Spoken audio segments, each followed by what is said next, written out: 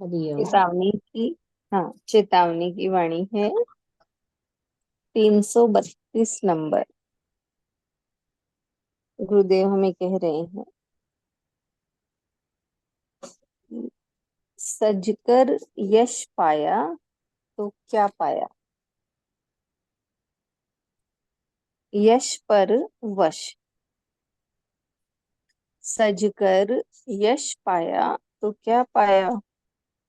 यश पर वश।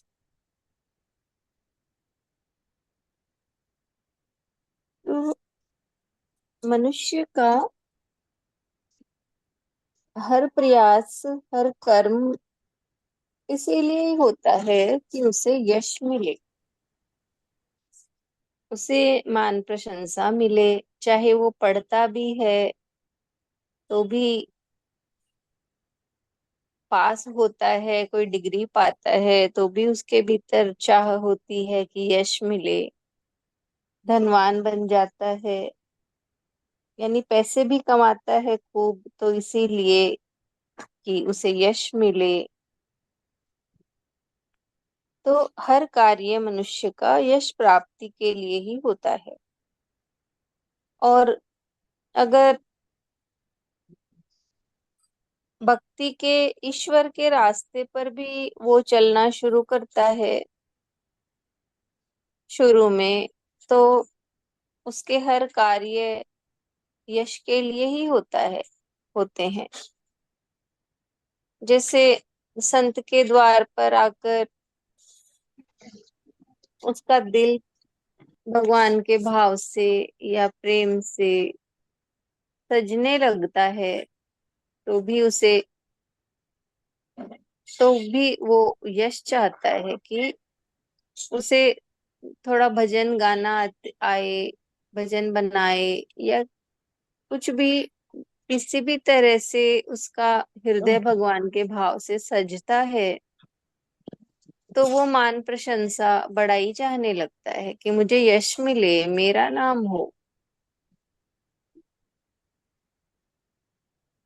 और आध्यात्मिकता का रास्ता तो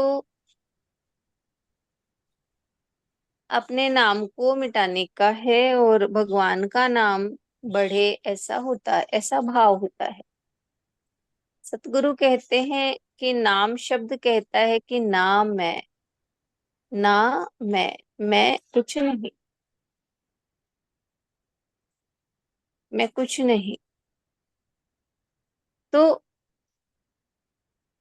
जब ये भाव होगा कि मैं कुछ नहीं, भगवान ही सब कुछ है, भगवान को आगे रखकर जब हर कर्म किया जाता है या जीवन में कोई उपलब्धि मिलती है, तो उसके लिए भगवान को ही श्रेय दिया जाए, तो फिर भगवान भी ऐसे व्यक्तियों को पीछे नहीं रखते, उसे भी आगे ही करते हैं, यानी उसका नाम होने लगता है। तो हमें वाणी में गुरुदेव कहते हैं कि सजकर यश पाया तो क्या पाया। अगर हृदय सज रहा है संत के पास आकर और उसे यश मिल रहा है, तो क्या पाया यश। क्योंकि ये यश है, मान प्रशंसा है, ये तो मनुष्य को, के जीवन में वो मनुष्य को आगे नहीं बढ़ने देती, मनुष्य वहीं पर ही अटक जाता है। वो यही पाता है कि मेरे तो जीवन में बहुत कुछ आ गया, मैं तो बहुत कुछ बन गया। तो ऐसा सोचता है तो वो फिर और आगे नहीं बढ़ पाता, वहीं अटक कर रह जाता है। इसलिए संत कहते हैं कि यश कर, सजकर यश पाया तो क्या पाया।